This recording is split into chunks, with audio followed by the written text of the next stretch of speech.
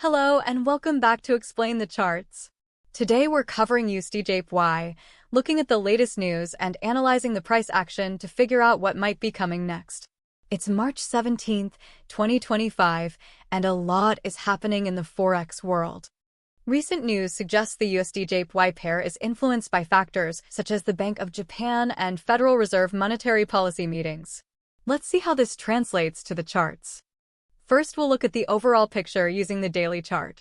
On the one-day chart, we can see a lot of volatility over the past year, with some big swings and a relatively recent rally. The recent candles are indecisive, but we're closer to the highs than we are the lows. Let's zoom into the last few months. Looking closer, a key resistance level appears to be around the 151 area, a level the price has struggled to break through decisively over the past few weeks. We also see a support level around 147, providing a buffer against further declines. The most recent candle, if it closes where it currently is, would suggest a potential bounce here. With the BoJ and Fed meetings in focus, let's examine the 1-hour chart for more granular insight. Okay, switching to the 1-hour chart, we can really zoom in on the price action from the last few days. The pair seems to be in a consolidation phase, bouncing between defined support and resistance levels. Let's narrow the focus to show the past day's candles.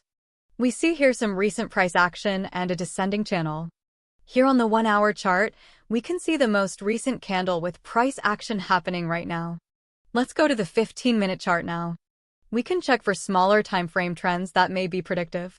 On the 15-minute chart, we can see the most recent few hours of candles. This chart is choppy.